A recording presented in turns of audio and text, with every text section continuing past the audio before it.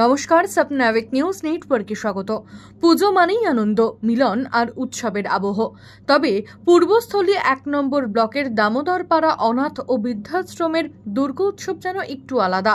কারণ প্রতি বছরের মতো এবছরও শিশুদের হাতে সূচনা হলো দামোদরপাড়া অনাথ আশ্রমের দুর্গাপুজোর। এদিন সকালে আশ্রম প্রাঙ্গণে আবাসিক শিশুরা দেবী দুর্গা, লক্ষ্মী, সরস্বতী, কার্তিক ও গণেশের মানব রূপে অবতীর্ণ হন।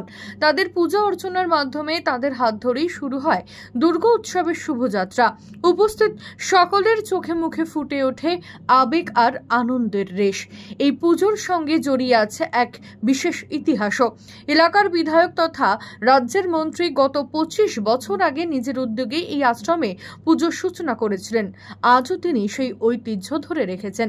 পুজোর দিনগুলোতে শিশুদের সঙ্গেই কাটান সময়, ভাগ করে নেন আনন্দ উৎসবের মুহূর্ত।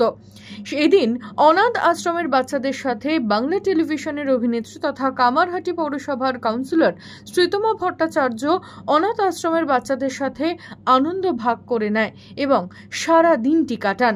বলা যেতেই পারে এ যেন দেবী আরাধনার পাশাপাশি মানবিকতার এক বিরাল উদাহরণও। শ্যামল পাল, স্বপ্নাবিক নিউজ। জয় হিন্দ।